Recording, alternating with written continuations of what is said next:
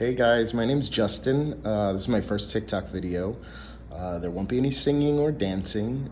I just want to talk to you today a little bit about our political climate. I feel like I need to speak my viewpoints on some of these subjects. I've noticed that there's a collective consciousness between a lot of Trump supporters and, you know, bless their hearts. There's some great people within that sect, I guess you would say, but we have to address some of the issues.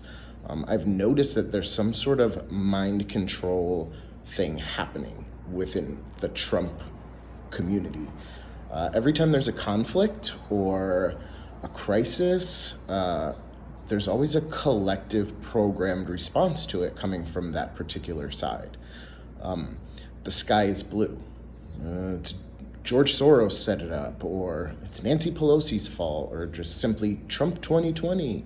And we don't address the issues. For example, George Floyd. A cop put his knee in George Floyd's neck until he died.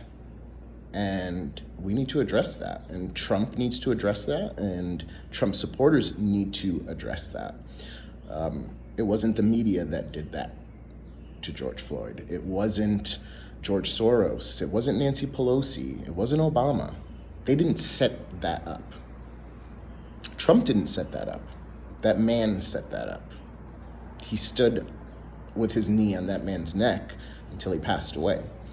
A cop pushed down a 75-year-old man, and now he's suffering brain damage. We need to talk about that. That wasn't a setup from Nancy Pelosi. It wasn't the media. It wasn't the deep state.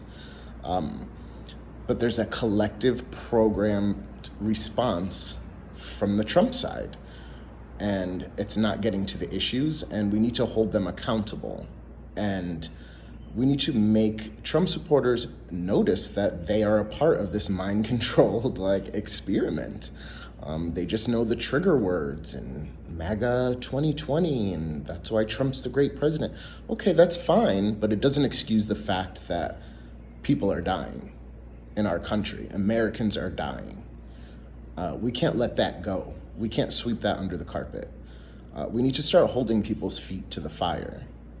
At the end of the day, Trump, I would say he contributed to the racial climate that we're experiencing now. He never denounced, he never addressed kneeling protesters, for example.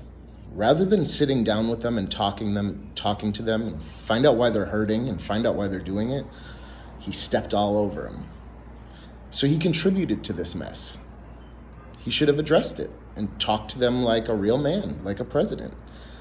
The shithole countries and the Obamagate and the birther and this, and it's all to deflect. As Trump is giving billions of dollars in tax breaks to billionaires, he's stealing from the American people. And he's saying, look over here, look over there, Obama this and liberals that, and Democrats were the KKK back in the early 1900s, whatever the case may be, we're all deflecting. So we need to hold people's feet to the fire. You need to talk to your Trump supporting friends and let them know that they are a part of a collective and they need to start using their own thoughts and feelings. Anyone else would have seen a murder like that on TV and they would feel for that. They would feel and they would have their own personal thoughts, but they have the programmed response, the programmed thought process saying, oh, well, it was Obama's fault, or it was this one. No, it wasn't their fault.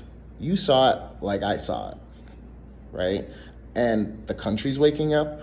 The world is waking up. They're fighting. They're marching. They're making their voices heard.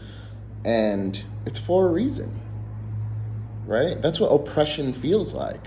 We feel oppressed. We feel the racism. We feel all these things compressing. And now it's exploding. So that's what oppression is.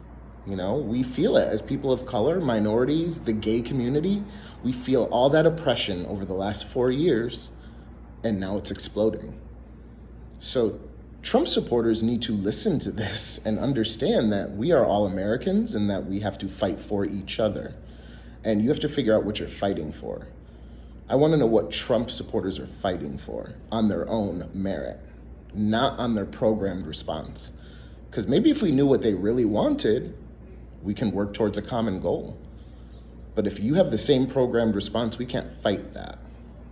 That's a cult behavior. That's mind control. That's not your own thoughts. So we can't fight mind control in that sense. So we need to get out there and start having some conversations with our friends and our Trump supporting friends and our liberal friends and our gay friends and our black friends. We have to start making moves on our own. And that's the only way we're going to get out of this mess. But let's be clear, there is a mess happening and we need to figure out a way to get out of it, honestly, and have some real conversations. We can talk about the black community and black on black crime or whatever you want to talk about. I'd love to talk about it with you. There's a psychology behind everything. But as long as we use that collective mind-controlled response to everything, then we're not going to get anywhere. So rather than saying Trump 2020 or George Soros or the media, find out what you believe yourself, and then we can have a conversation, and that's how we grow, and that's how we become the America that we're supposed to be. Because right now, we're not the America that we're supposed to be. So let's talk about it. Thanks for listening.